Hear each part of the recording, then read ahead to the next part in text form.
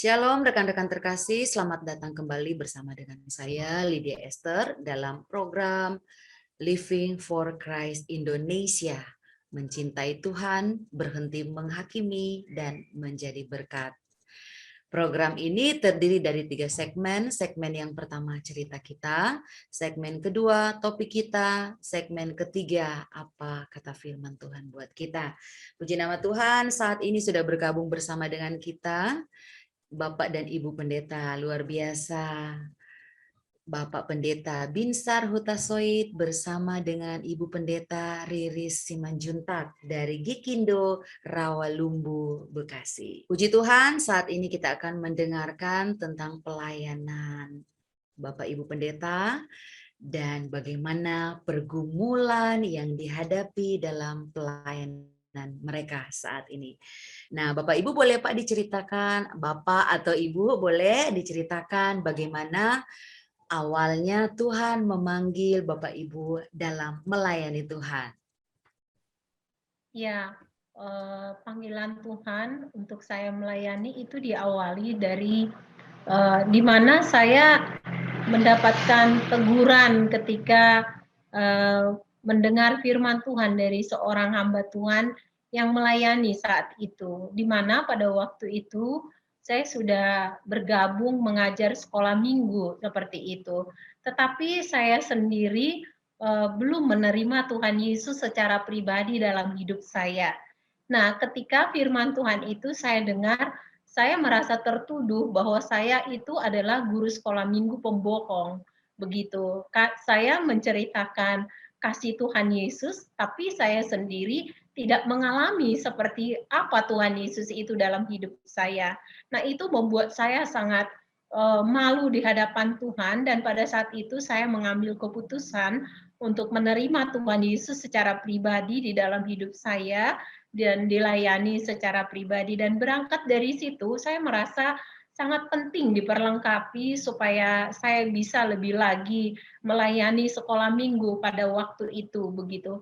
Tetapi karena keterbatasan semuanya, keterbatasan orang tua saya juga, saya mengurungkan niat itu dan mengambil keputusan untuk saya bekerja aja. Dan saya mendorong adik saya yang bontot untuk masuk sekolah teologi ketika ada tawaran waktu itu begitu. Tetapi ketika adik saya menyatakan dia tidak mau, begitu seperti ada suara yang berkata kepada saya, kenapa kamu menyuruh adik kamu? Kenapa bukan kamu begitu? Nah, pada waktu itu saya semakin suara itu semakin kencang dalam diri saya, dan saya katakan, Tuhan, kalau memang Engkau menghendaki saya untuk masuk sekolah teologi supaya keterbatasan saya mengajar sekolah minggu itu dan juga di pemuda waktu itu bisa terbantu, saya mau buat apa Tuhan? Tuhan mau buat apa untuk saya begitu? Dan kemudian saya ditawarkan oleh hamba Tuhan yang saat itu melayani kami untuk masuk sekolah teologi dengan catatan saya harus mengikuti tes, dan saya katakan ya. Tapi saya kembali tanya Tuhan, Tuhan kalau ini memang Tuhan yang memanggil saya, memilih saya untuk melayani Tuhan, saya nggak bisa andalkan orang tua saya untuk membiayai saya. Tuhan, sebelum saya dipanggil untuk masuk ke sekolah teologi di mana saya kuliah, Tuhan sudah sediakan sponsor dan segala kebutuhan saya. Saya katakan demikian kepada Tuhan, dan puji Tuhan, waktu itu Tuhan jawab, bahkan sampai mesin tik yang saya harus perlukan pun waktu itu pendek cerita Tuhan siapkan semuanya sehingga saya masuk sekolah teologi dan sampai hari ini saya boleh melayani Tuhan dengan suami. Yes, luar biasa ya. Tuhan Yesus baik. Amin. Haleluya. Nah, kalau boleh tahu Bapak Ibu, kira-kira apa yang pernah menjadi pergumulan yang paling berat di dalam pelayanan Bapak dan Ibu? Pergumulan kami yang paling berat melayani Tuhan, kami melayani jemaat yang mayoritas itu tinggal di RSS seperti itu. Jadi memang keadaan ekonomi yang sangat ya bisa dikatakan pas-pasan lah. Yang paling berat adalah ketika jemaat itu mengalami pergumulan, misalnya anak mereka sakit atau ada kecelakaan, mereka seringkali memberitahu kepada kami bukan untuk hanya berdoa buat mereka, tetapi di balik itu kami harus bertanggung jawab membawa ke rumah sakit, mengeluarkan uang yang kami punya, seperti itu. Yes, amin, haleluya. Puji Tuhan, di dalam kita melayani Tuhan, pasti ada hal-hal yang kita hadapi dan ada hal-hal yang kita alami bersama dengan Tuhan. Dan kita percaya bahwa ada hal-hal yang begitu mengesankan. Nah, Bapak Ibu boleh Pak diceritakan, Bapak atau Ibu, tentang bagaimana kita mengalami hal-hal yang mengesankan, hal-hal yang paling berkesan di dalam pelayanan Bapak Ibu. Ada di mana pada waktu saya mau melahirkan anak kami yang pertama, waktu itu kami mempersiapkan dana hanya 750 dengan kerinduan bisa melahirkan normal begitu. Tapi nyatanya jauh dari dugaan apa yang kami harapkan begitu. Nah, pada saat itu eh, saya harus terpaksa dirujuk ke rumah sakit besar karena sudah sampai 12 jam setelah pecah ketuban, anak kami belum menunjukkan mau lahir. Seperti itu akhirnya harus operasi sesar begitu. Dan setelah operasi sesar, kami pulang dari bidan, dioper lagi ke bidan seperti itu. Ada seorang yang berkunjung ke rumah kami mengatakan sepertinya anak ini kuning begitu, cobalah untuk dibawa ke dokter, mungkin ngobrol begitu. Dan kami bawa waktu itu ke dokter, ternyata dokter waktu itu anak kami baru usia 9 hari setelah lahir. Dokter yang melihat langsung mengatakan, ibu, anak ibu sudah nggak boleh dibawa pulang lagi karena waktu itu anak kami dicubit aja itu sudah tidak kembali kulitnya begitu. Ternyata anak kami bilirubinnya sudah sampai 20, normalnya 10 begitu. Jadi sudah naik 100% begitu.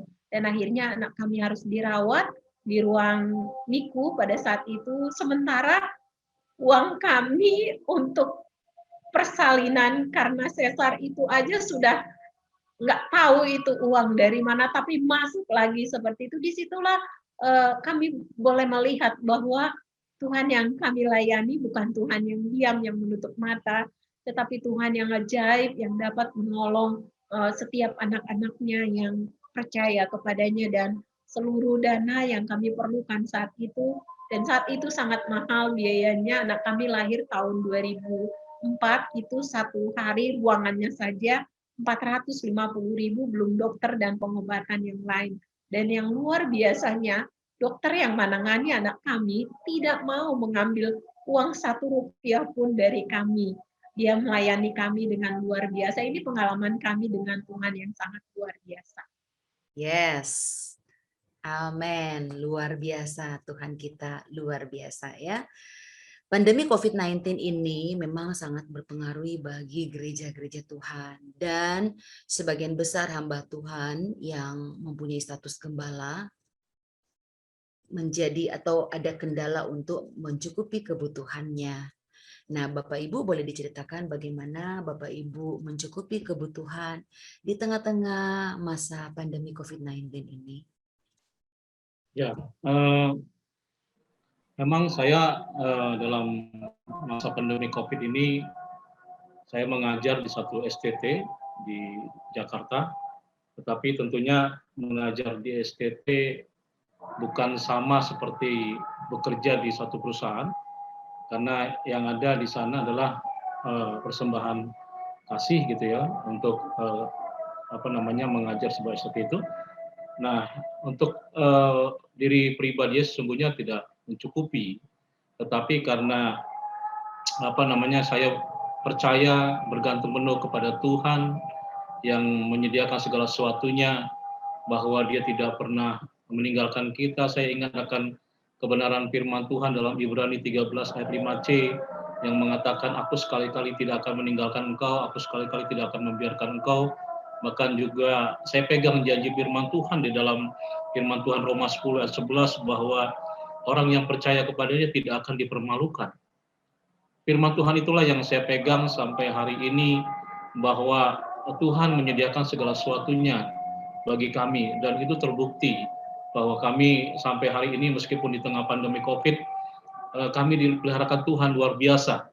Kami tidak kekurangan, kami tidak mengalami, meskipun ada potongan-potongan gaji dari pekerjaan di mana saya bekerja, tetapi di sini Tuhan luar biasa memelihara kami, sehingga di masa pandemi COVID-19 ini kami tetap bisa menikmati apa yang orang nikmati, meskipun dalam pengertian duniawi kami harus mengencangkan ikat pinggang karena besar pasak daripada tiang.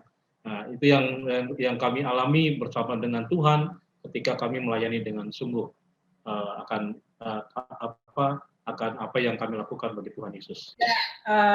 Belajar untuk mencoba berjualan online begitu, meskipun memang tidak ambil untung banyak-banyak, paling cuma 2.000 begitu ya, menjual masker atau ya pokoknya yang kami bisa tanpa mengeluarkan modal begitu, sekalian juga membantu orang lain memasarkan apa yang menjadi usaha mereka. Demikian yang kami bisa lakukan untuk membantu ekonomi kami. Yang pasti sampai hari ini kami belum pernah kelaparan karena Tuhan yang kami sembah memelihara hidup kami. Yes, luar biasa. Tuhan Yesus dahsyat. Bagi sebagian kita, bagi anak-anak Tuhan atau gembala pasti mempunyai harapan untuk jemaat Tuhan. Kira-kira apa yang menjadi harapan Bapak Ibu di dalam melayani Tuhan di gereja Bapak Ibu? Ya, harapan kami ya sampai hari ini memang jemaat kami itu ada sekitar 70 orang, itu kami layani, tetapi sampai hari ini kami belum mendapatkan rumah ibadah, ya semenjak kami rumah ibadah ditutup di salah satu tempat di mana kami tidak boleh bekerja di situ, sampai hari ini kami masih menumpang di salah satu gereja, dan untuk menumpang itu tidak enak karena memang kami harus terburu-buru dalam beribadah sebab waktunya memang agak mepet begitu, sehingga kami merindukan itu. Harapan kami untuk jemaat ini kita punya rumah ibadah yang permanen dan bisa yang bisa disetujui oleh banyak masyarakat di mana kita bergereja, supaya kita bisa punya waktu untuk membina, juga mengajarkan firman Tuhan kepada jemaat. Dan harapan kami yang kedua yaitu jemaat ini nanti punya satu kerinduan untuk tetap melayani Tuhan meskipun di masa pandemi COVID-19 ini. Ya, kami berharap jemaat-jemaat ini punya motivasi yang benar di dalam melayani Tuhan, baik dengan tenaga, dengan keuangan mereka, bahkan mereka tetap memberitakan Injil di tengah-tengah kehidupan mereka untuk melayani kasih, ya, memberikan pelayanan kasih kepada orang-orang di sekitar mereka.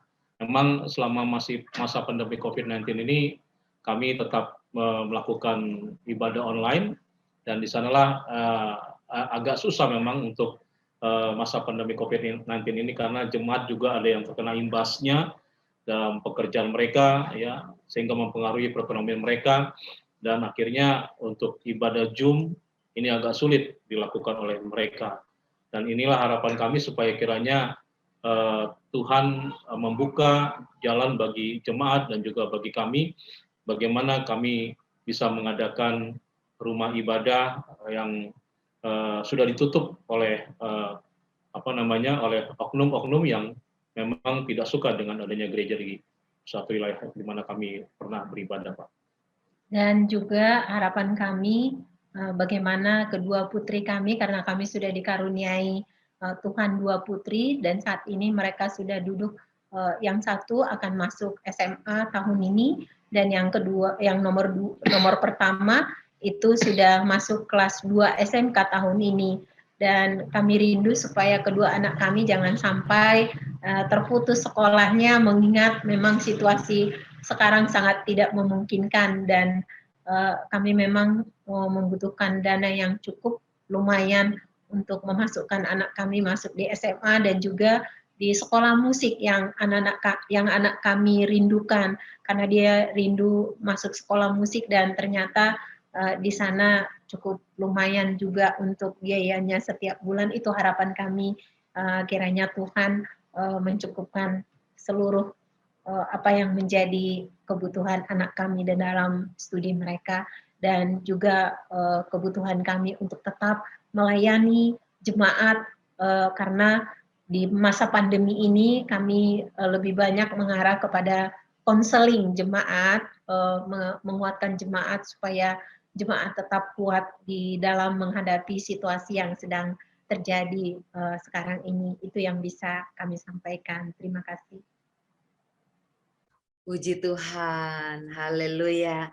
Terima kasih kepada Bapak Pendeta Binsar dan Ibu Riris yang sudah membagikan waktunya, yang sudah berbagi cerita yang begitu luar biasa, kesaksian yang begitu luar biasa yang menguatkan kita semua, dan kami yakin dan percaya bahwa Tuhan Yesus memberkati dan menyertai pelayanan Bapak Ibu dan jemaat Tuhan.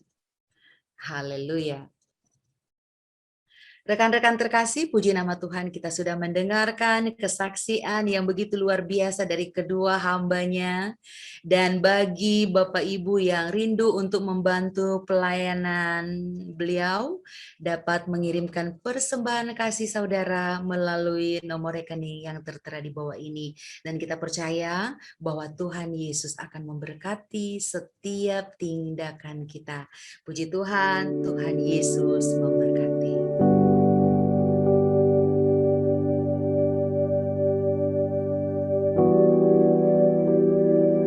Shalom semuanya, puji nama Tuhan, ketemu lagi dengan saya Eri Aryani di segmen topik kita pada program Living for Christ Indonesia. Kali ini kita akan berinteraksi dengan anak-anak muda Kristen yang luar biasa. Nah, topik malam hari ini kita akan perbincangkan tentang yang suci hatinya. Nah, kenapa anak-anak muda Kristen butuh untuk mengetahui tentang yang suci hatinya? Karena ini merupakan kunci bagi anak-anak muda Kristen untuk melihat kerajaan Allah. Seperti Yesus katakan di Matius 5 ayat 8, berbahagialah orang yang suci hatinya karena mereka akan melihat Allah. Untuk membahas topik ini telah hadir di tengah-tengah Zoom meeting pada hari ini sebagai narasumber, yaitu Pastor Victor Herianto Basai dari Gereja Gerakan Pentakosta Love Church Bogor. Shalom Pastor Victor. Shalom. Shalom. Puji nama Tuhan. Selamat datang Pak di program Living for Christ Indonesia. Tuhan berkati. Berhubung pastornya masih muda, kita panggil Kakak Victor. Boleh ya, Pastor? Yes, boleh Kak. Puji nama Tuhan. Dan saat ini juga telah hadir dua pemuda-pemudi yang cinta Tuhan. Kita akan shalom dengan Abigail. Shalom Abigail. Shalom Kak. Puji nama Tuhan. Ayo silakan kenalkan dirimu Abigail. Shalom Pak Pastor Victor. Kenalkan, nama saya Abigail. Saya adalah mahasiswa dari salah satu perguruan tinggi negeri di Jakarta. Puji nama Tuhan. Luar biasa ya anak-anak muda yang masih mengecap pendidikan tapi mencintai Tuhan. Haleluya. Nah, yang selanjutnya adalah Yanuari. Shalom Yanuari. Shalom Kak. Shalom. Mari Yanuari cerita sedikit tentang dirimu, silakan. Shalom Kak. Shalom juga Pastor. Nama saya Yanuari Telambanua. Saya dari salah satu STT di Jakarta. nama Tuhan. Wah, seorang mahasiswa Sekolah Tinggi Teologi ya. Baik, kita tidak buang-buang waktu lagi. Kita mulai saja, kita ikuti bincang-bincang daripada mereka bersama dengan Kak Victor. Silakan Abigail atau Yanuari yang mau bertanya duluan kepada Kak Victor, silakan. Saya boleh duluan, Kak. Silakan Abigail. Oke, Shalom Pak Pastor Victor. Jadi saya ingin bertanya tentang materi yang suci hatinya ini.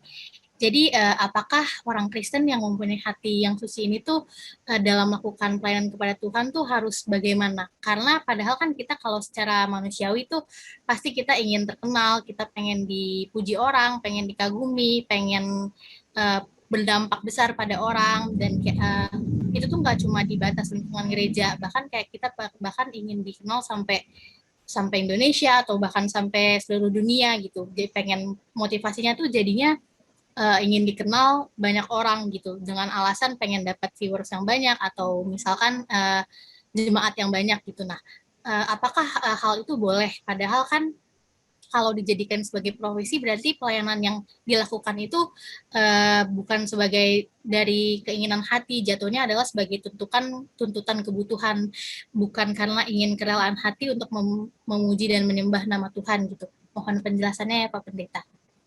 Ya, terima kasih Abigail atas pertanyaannya.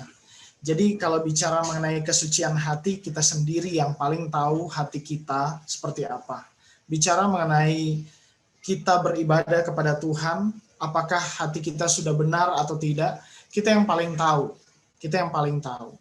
Tetapi sekali lagi bahwa yang namanya anak Tuhan, apakah perlu untuk mempunyai hati yang suci? Iya, karena kita sebagai anak-anak Tuhan yang telah dikuduskan seharusnya sama seperti Tuhan di dalam Matius 5 ayat 48. Karena itu sempurna sama seperti Bapamu yang di sorga adalah sempurna.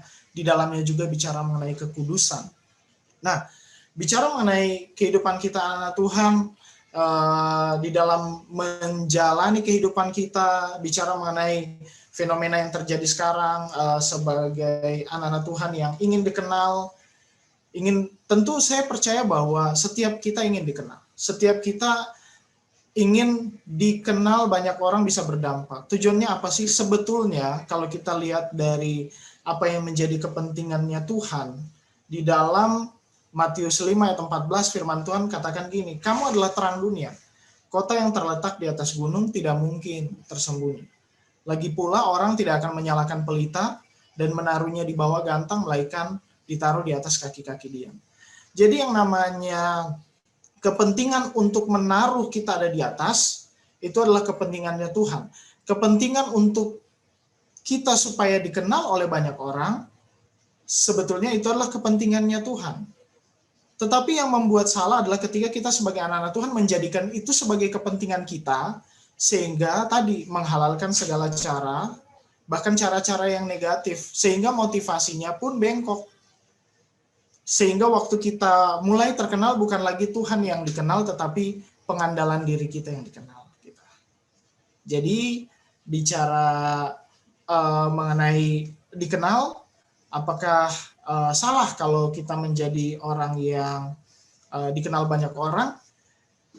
Kembali lagi kepada motivasi. Kalau yang ingin kita tonjolkan adalah diri kita, maka itu keliru. Tetapi dalam rangka kita melakukan pekerjaan Tuhan, di dalam rangka ketekunan kita, dan Tuhan angkat kita itu menjadi kepentingannya Tuhan, dan yes, kita sebagai anak Tuhan harus berhasil sehingga ketika orang melihat hidup kita, orang akan menyaksikan Tuhan, orang akan mengenal Tuhan lewat hidup kita. Tentunya melalui dampak. Begitu Abigail. Oke, baik. Terima kasih Pastor atas jawabannya. Jadi intinya kalau kita ingin dikenal itu tidak apa-apa asal tujuannya tetap karena kepentingan Tuhan ya Pak, bukan karena kepentingan manusia kita. Nah, kalau gitu saya punya sedikit pertanyaan lanjutan Pak dari jawaban Bapak tadi, Pastor tadi. Nah, bagaimana sih cara kita membedakan mana motivasi yang kita memang benar-benar motivasinya itu memang untuk Tuhan atau bahkan motivasi ini sudah melenceng. Karena kadang-kadang kita tidak sadar ketika kita memulai sesuatu dengan tujuan baik, dengan tujuan untuk memuji nama Tuhan. Tapi kita nggak sadar gitu pas di pertengahan ternyata saya udah berbelok, saya udah nggak, tujuannya udah bukan Tuhan lagi. Bagaimana kita membedakannya, Pak Pastor? Iya, kalau kita lihat di dalam firman Tuhan, ya kita lihat di dalam firman Tuhan di dalam Matius 7 ayat 16, di situ dikatakan, dari buahnya lah kamu akan mengenal mereka. Dapatkah orang memetik buah anggur dari semak duri atau buah ara dari rumput duri? Demikianlah setiap pohon yang baik menghasilkan buah yang baik, sedangkan pohon yang tidak baik menghasilkan buah yang tidak baik. Motivasi kita akan nampak dari sikap kita, dari respons kita. Kalau kita katakan bahwa kita memulainya dengan benar bersama dengan Tuhan, seharusnya di dalam perjalanan kita, di dalam berdampak, maka sikap dan respons kita akan baik, akan positif. Tetapi ketika di dalam perjalanan kita, ketika kita mengawalinya dengan Tuhan tetapi mulai melenceng, maka sikapnya akan nampak mulai egois, mulai menjadi orang yang bersungut-sungut, mulai menjadi orang yang tinggi hati. Wah, kalau sudah terkenal, tentu udah mulai pasti udah banyak gaya lah istilahnya gitu ya. Udah nggak sama seperti yang dikenal dulu, humble gitu, udah berbeda. Nah, di situ kita udah bisa menilai diri kita. Ya, jangan-jangan sudah mulai melenceng, apalagi kalau motivasinya adalah mulai kepada uang. Karena segala kejahatan adalah cinta akan uang. Gitu. Misalnya nih, contoh kita menjadi orang yang dipakai Tuhan dengan kesaksian-kesaksian yang luar biasa, gitu ya. Dengan Tuhan kasih keahlian yang luar biasa. Waktu awal-awal mungkin kita menjadi orang-orang yang humble di dalam melakukan itu ketika diundang di mana-mana. Tetapi ketika kita mulai motivasinya melenceng, maka kita akan mulai menilai segala sesuatu menurut ukuran manusia. Padahal firman Tuhan, janganlah kamu serupa dengan dunia ini. Artinya bicara mengenai motivasi, seharusnya kita menjadi orang yang tetap memiliki motivasi yang benar di hadapan Tuhan. Seperti itu, Abigail. Jadi caranya adalah lihat dari sikap kita, lihat dari hasil dari hidup kita. Apakah buah-buah yang kita hasilkan lewat hidup kita itu baik, benar, atau mulai melenceng ke jalan yang tidak benar. Jadi caranya lihat buah, lihat dari hasil hidup kita. Kita dipakai di mana-mana, kita diundang di mana-mana, tetapi setelah kita selesai melakukan pelayanan, tetapi di dalam keseharian kita tetap orientasi kita kepada uang, orientasi kita kepada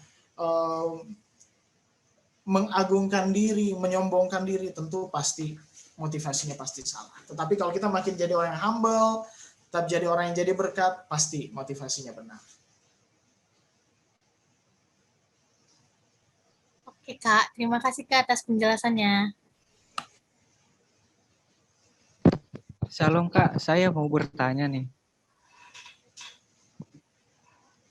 Nah, dalam pelayanan, kira-kira bagaimana cara agar kita itu menjaga kondisi hati kita itu tetap suci dalam berpelayanan, sehingga terhindar dari sifat egois, tipu daya, dan sikut-sikutan antar sesama pelayan, sehingga pelayanan yang diberikan itu sepenuhnya untuk kemuliaan Tuhan. Kira-kira caranya seperti apa ya Kak? Thank you Yanuari atas pertanyaannya. Kalau saya tentunya, ayo kita lihat di dalam firman Tuhan. Apa sih yang firman Tuhan ajarkan? Ya, dengan apakah seorang muda mempertahankan kelakuannya bersih dengan menjaganya seturut dengan firman Tuhan? Pertanyaannya adalah apakah kita menjadikan firman Tuhan sebagai panduan hidup kita untuk tetap hidup kudus, suci, memilih untuk terpisah dengan cara-cara dunia ini. Maka yang pertama, tips buat anak-anak muda, buat Abigail dan Yanuari juga, dan semua kita yang di sini, yang pertama sadar bahwa kita ini sudah ditebus oleh Tuhan.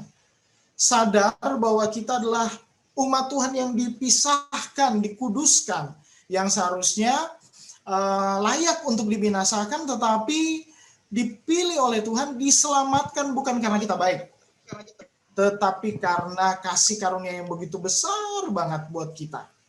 Sama seperti saya hari ini.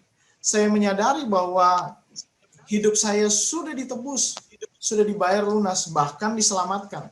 Kenapa? Karena seharusnya kalau melihat dari hidup saya yang dulu, bicara mengenai kesaksian saya berasal dari Ternate, kok bisa sampai di Jakarta? Ada kesaksian, ada tangan Tuhan yang luar biasa yang sudah bawa saya sampai sejauh ini. Sehingga saya bisa bilang bahwa yang pertama kita harus ingat bahwa kita ini adalah umat tebusan Tuhan.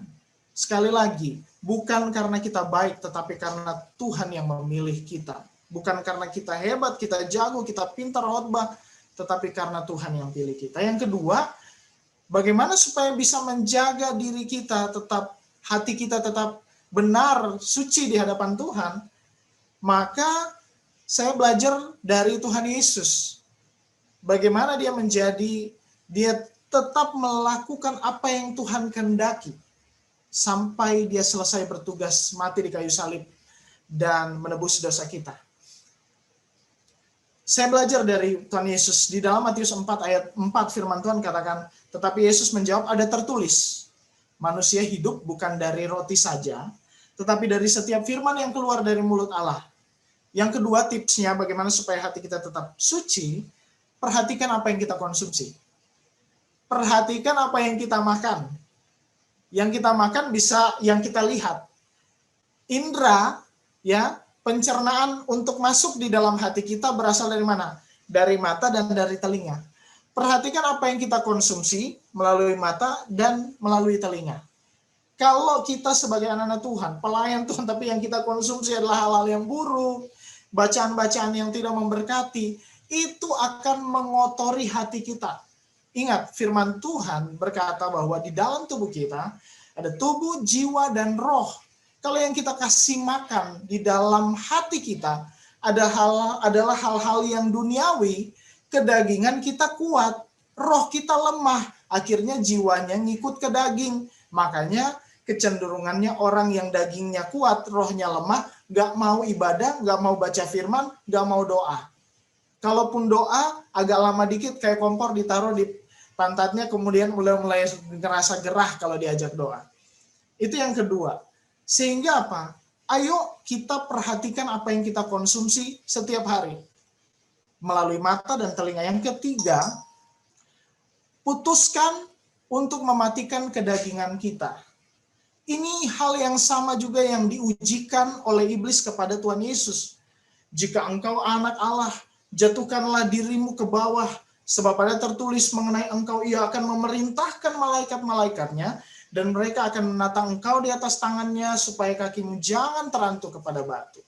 Tuhan Yesus sebagai anak yang diutus untuk menyelamatkan umat manusia, tentu bisa ke-trigger kalau dia tinggi hati. Puji Tuhan, Tuhan Yesus tidak tinggi hati. Sehingga apa? Iblis nggak bisa punya celah untuk menjatuhkan dia. Sama seperti kita anak Tuhan, jangan kita buka celah dengan keinginan daging. Banyak hari ini kita hafal dengan buah-buah roh, tapi ingatkah kita? Sadarkah kita punya alarm nggak terhadap perbuatan daging? Seperti yang tertulis di dalam Galatia 5 ayat 19-21. Perbuatan daging telah nyata, yaitu apa? Percabulan, kecemaran, hawa nafsu, penyembahan berhala, sihir, perseteruan, iri hati, amarah, kepentingan diri sendiri, percideraan, roh pemecah, kedengkian, kemabukan, pesta pora, dan sebagainya. Matikan itu, jangan iblis punya celah untuk bertindak dalam hidup kita. Karena iblis gak akan bisa bekerja dalam hidup kita kalau kita gak kasih bahan. Dan yang keempat, bagaimana caranya supaya hati kita tetap bersih? Tadi saya sudah sampaikan, ini juga yang diujikan oleh iblis kepada Tuhan Yesus. Dan iblis di dalam Matius 4 ayat 8-9, dan iblis membawanya, Yesus, pula ke atas gunung yang sangat tinggi dan memperlihatkan kepadanya semua kerajaan dunia dengan kemegahannya dan berkata kepadanya, semua itu akan kuberikan kepadamu jika engkau sujud menyembah aku. Jadi kalau hari ini kita kecenderungannya ingin kaya, jangan lewat Tuhan. Jangan lewat Tuhan, karena lewat iblis juga bisa kaya. Tetapi kalau kita mau jadi anak Tuhan yang diberkati, hanya bisa lewat Tuhan. Jadi 4 tips hari ini, Januari, bagaimana supaya kita bisa menjaga hati kita tetap kudus. Yang pertama, ingat, kita ini ubat tebusan Tuhan. Jangan mau jadi seperti dunia ini, berubahlah oleh pembaruan budimu. Yang kedua, matikan keinginan daging. Jangan ikut-ikutan dengan ajakan-ajakan dunia, ajakan-ajakan dari teman-teman yang tidak benar. Yang ketiga, jangan cinta uang. Dan yang keempat, perhatikan pergaulan kita. Kita sebagai anak-anak Tuhan, yang saya maksudkan di sini bukan jangan mau berteman dengan siapapun. Kita bisa berteman dengan siapapun tanpa kita pilih-pilih, tetapi hati-hati dengan kita bergaul. Artinya, bicara mengenai bergaul itu kita sepakat dengan apa yang dia lakukan. Berapa banyak dari anak-anak muda yang hari ini kalau kumpul-kumpul atau di dalam chat group, ketika ada teman-teman yang berbicara mesum, kirim gambar mesum, terus gatal banget tangannya langsung diresponi. Hahaha misalnya gitu ya. Anak Tuhan yang kirim. Itu namanya engkau sepakat dengan apa yang dia lakukan. So please jangan ikut-ikutan pergaulan yang buruk merusakkan kebiasaan yang baik. Itu dari apa yang Kak bisa sampaikan. Terima kasih Kak atas penjelasannya. Namun ada yang dari penjelasan Kakak, ada yang ingin saya tanyakan. Tadi Kakak bilang yang pertama itu kita harus menyadari bahwa kita ada itu karena Tuhan, itu karena anugerah Tuhan saja. Nah, yang ingin saya tanyakan, terkadang ada kesaksian seperti ini. Setelah menyadari bahwa dia ada oleh karena Tuhan, maka segala yang dia miliki itu dia upayakan lakukan yang terbaik hanya untuk kemuliaan Tuhan saja. Namun di dalam prosesnya dia merasa kelelahan dan dia merasa menjadi orang yang tidak sabaran dan kehilangan kasih di dalam melakukan segala tindakannya. Nah, yang ingin saya tanyakan ini, apakah usaha memberikan yang terbaik buat Tuhan itu malah justru dapat membuat kita melihat kesalahan-kesalahan yang kita lakukan dan mengganggu kesucian hati kita? Ya, sekali lagi kalau bicara mengenai itu kan artinya gini, kita di dalam rangka menjalankan pelayanan, Tuhan mempercayakan banyak hal. Mulai dari pelayanan yang diawali dengan pelayanan yang kecil, beberapa orang, terus kemudian Tuhan percayakan begitu banyak hal, Tuhan izinkan, Tuhan angkat kita. Tuhan angkat kita seperti pelita yang diangkat, ditaruh di kaki-kaki Dian, disaksikan oleh banyak orang. Tetapi ada satu hal yang penting, ini yang harus menjadi modal kita sebagai anak-anak Tuhan. Kita harus menyadari yang terpenting, apa yang mendasari kita di dalam melayani. Apa yang mendasari kita di dalam melayani. Karena seharusnya sebagai anak-anak Tuhan, dasar satu-satunya di dalam kita melayani, di dalam kita melakukan hal-hal yang benar, hal-hal yang baik untuk Tuhan, hanya satu. Matius 22 ayat 36-37 firman Tuhan katakan ini, Guru, hukum manakah yang terutama dalam hukum Taurat? Jawab Yesus kepadanya, kasihlah Tuhan Allahmu dengan segenap hatimu, dengan segenap jiwamu, dengan segenap akal budimu. Itulah hukum yang terutama dan yang pertama. Seharusnya yang menjadi dasar di dalam kehidupan kita anak-anak Tuhan, di dalam melayani, sehingga kelak tidak akan jatuh, tidak akan goyah. Hanya satu, mencintai Tuhan. Hanya satu, yaitu mencintai Tuhan. Karena dari mencintai Tuhan, maka pasti kita menjadi orang yang tetap percaya kepada Tuhan. Sebab hidup ini bukan karena melihat, tetapi karena percaya. Di dalam perjalanan iman kita, ketika kita mengambil keputusan, untuk memilih memakai hidup ini untuk Tuhan, bukan berarti nggak ada masalah. Pasti banyak sekali masalah. Pasti. Ini bisa kita saksikan masing-masing.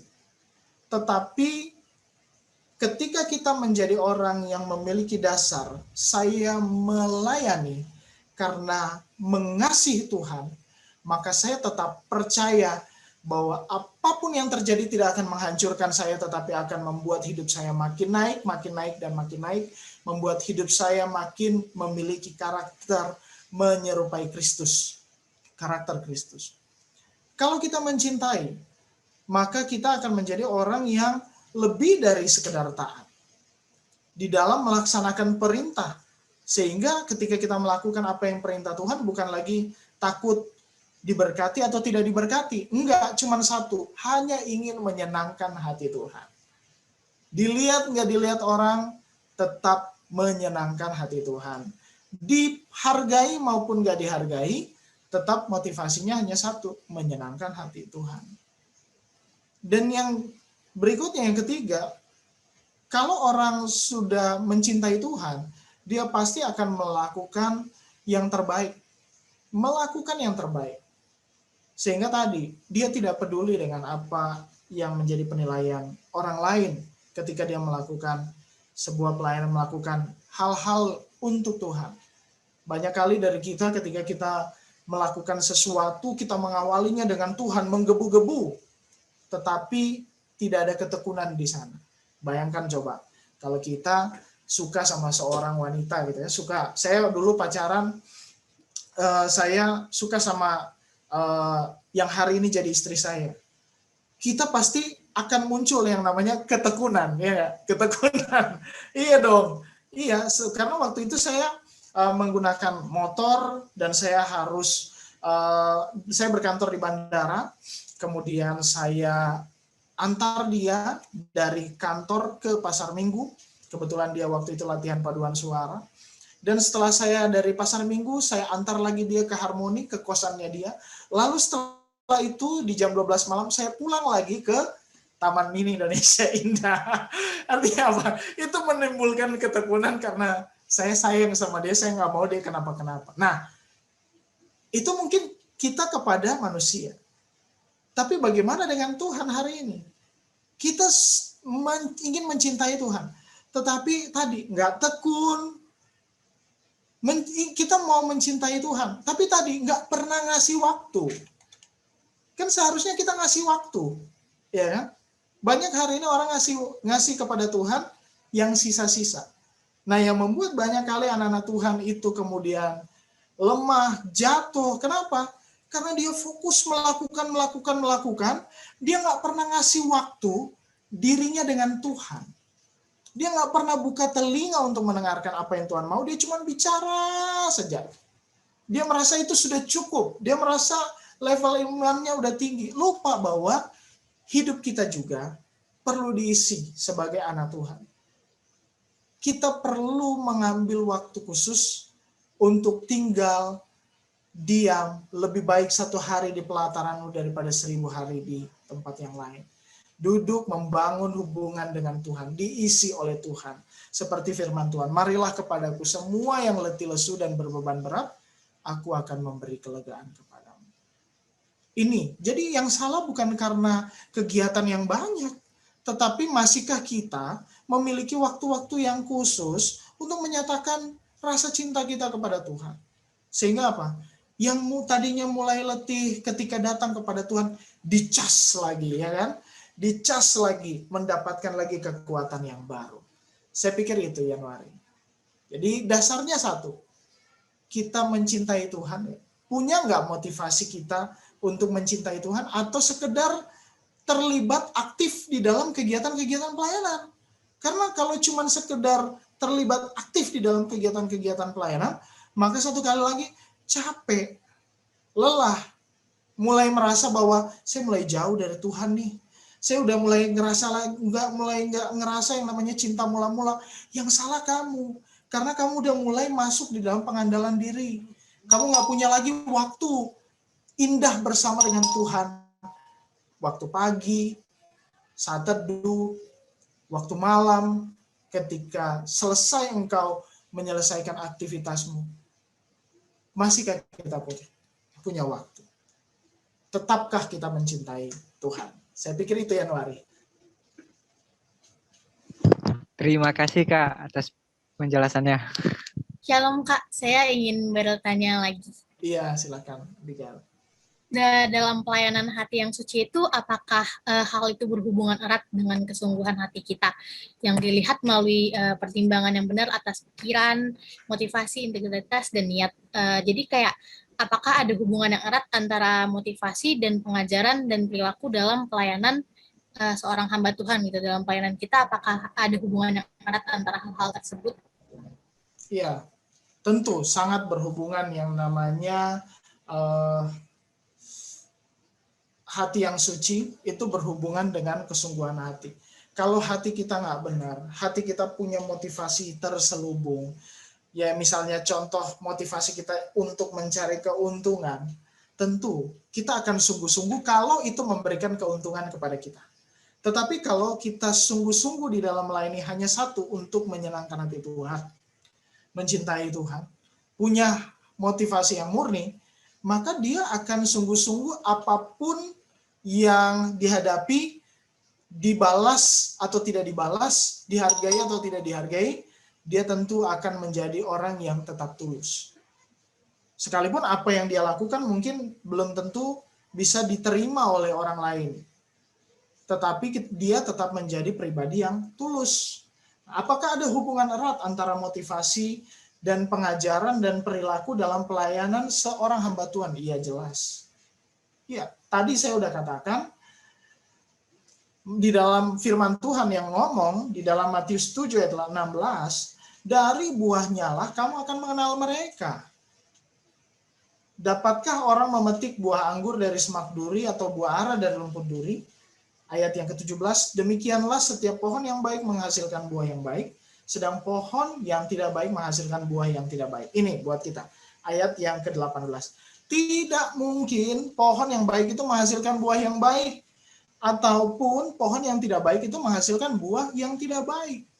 Jadi pasti yang namanya kalau seorang itu tidak memiliki hati yang nggak murni, maka akan menghasilkan, akan nampak dari perkataannya, dari pikirannya, dari orientasi, dari tindakan-tindakan. Pasti akan nampak. Misalnya contoh, ketika dia adalah seorang pelayan Tuhan, tetapi dia punya motivasi untuk mencari uang melalui pelayanan itu, yang seharusnya kita sebagai anak Tuhan, kita hidup untuk Tuhan, gitu ya, seharusnya. Tetapi karena dia sudah memiliki, menjadikan pelayanan itu sebagai sumber untuk dia mencari uang, maka motivasinya pasti berbeda ketika diminta untuk pelayanan di gereja yang lebih kecil, yang mungkin mohon maaf kata persembahan kasihnya sedikit, mungkin dia pasti akan mulai memilih-milih, mempertimbangkan, banyak sekali pertimbangannya, berat sekali. Tetapi kalau hatinya murni, nggak pakai lama, dia pasti, oh ya siap, mana-mana Tuhan panggil, saya kerja di ladangnya Tuhan, kayak lagu kan, puji Tuhan. Nah begitu juga dengan kita sebagai anak Tuhan, kalau katakanlah di dalam hatinya itu duit, di dalam pikirannya itu orientasinya uang, tentu apa yang dia bicarakan nggak jauh-jauh dari duit. Supaya apa? Supaya memberikan keuntungan kepada pribadinya. Bicara mengenai di dalam hatinya mungkin dia menjadi pribadi yang arogan, akan nampak lewat sikapnya. Akan nampak. Banyak sekali syarat-syarat ketika ngundang dia. Tetapi kita sebagai anak Tuhan, kebetulan saya bersama dengan Bapak Gembala sering sekali diundang untuk melayani di pedalaman.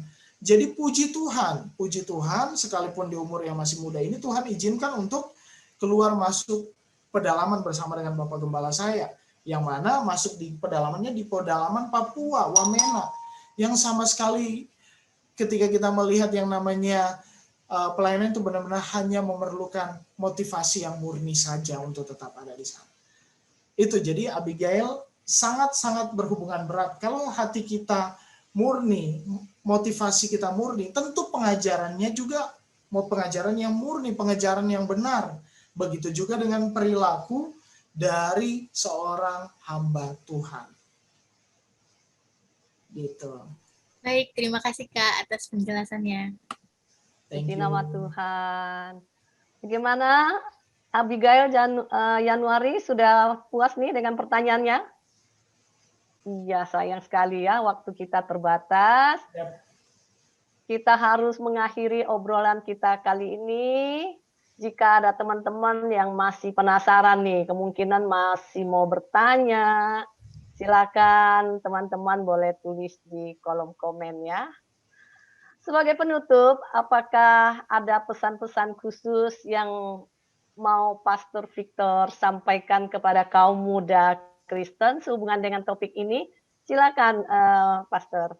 Ya, dari saya kepada setiap anak-anak muda, mari kita menjadi alat Tuhan yang efektif, menjadi senjata-senjata kebenaran, pergunakan masa muda kita, menjadi anak-anak Tuhan, sehingga melalui kehidupan kita, orang akan melihat Tuhan, hidup kita berdampak.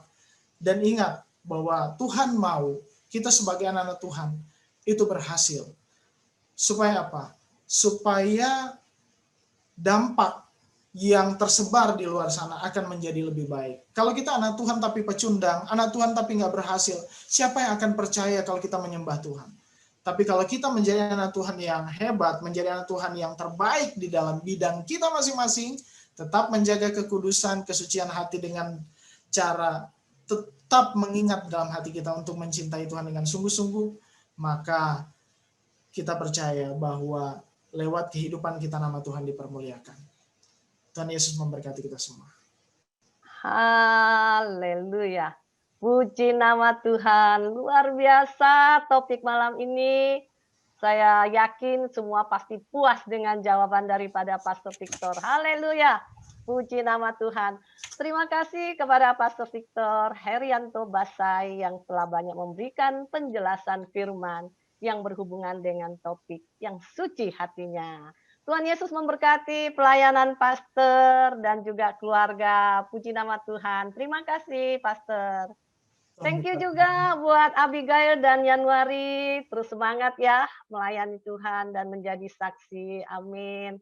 God bless you all. Terima kasih teman-teman yang telah menonton video ini. Jangan lupa tekan tombol subscribe, like, and share. Dan nyalakan notifikasinya supaya dapat mengikuti topik-topik yang lebih seru untuk anak muda tentunya di program Living for Christ Indonesia. Kita akan melanjutkan segmen selanjutnya. Apa kata firman Tuhan buat kita bersama Pastor Jimmy Lizardo. Shalom, Tuhan Yesus memberkati.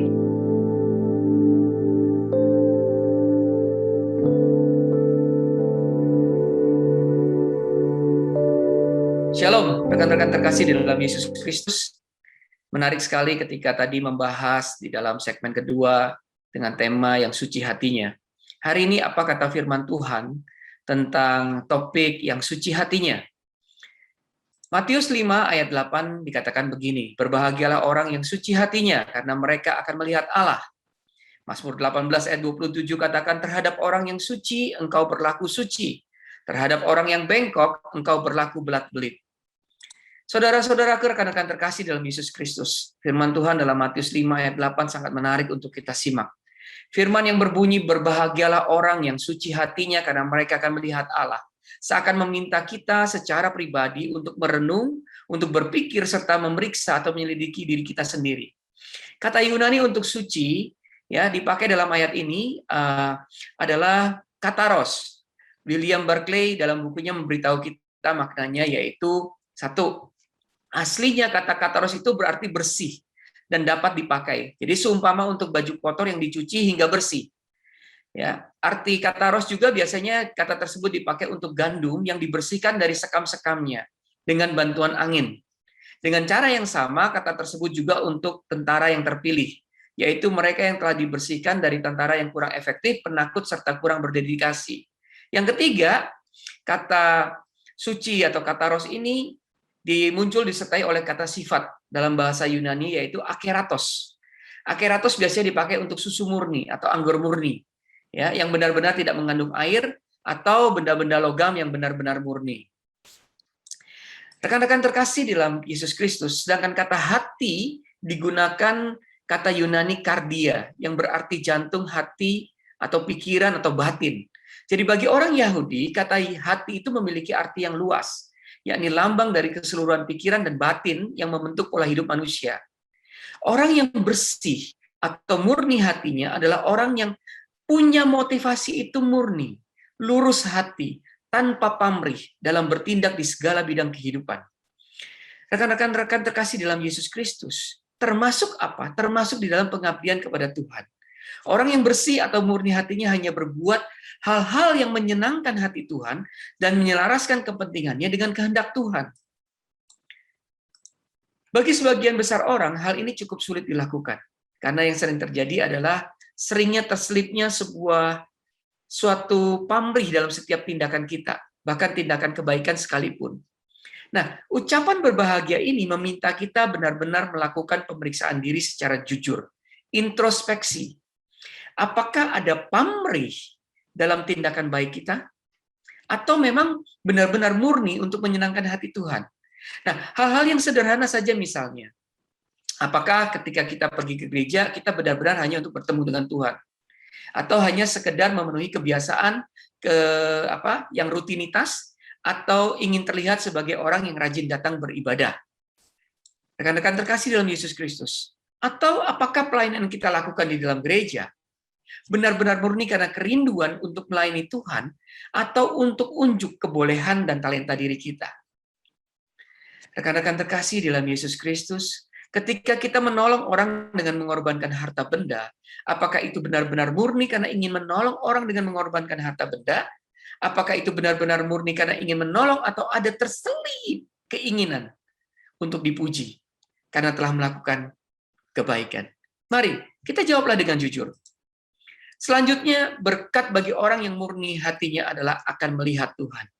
Ini apa artinya? Artinya bahwa orang yang murni hatinya akan mengalami kehadiran Tuhan dan menerima keselamatan sampai di kekal nanti. Mari miliki hati yang suci, hati yang murni, sehingga kita layak melihat Tuhan. Jadi, jika kita berbuat kebaikan karena ingin dipuji, sesungguhnya hanya itulah upah kita. Tuhan Yesus memberkati. Amin.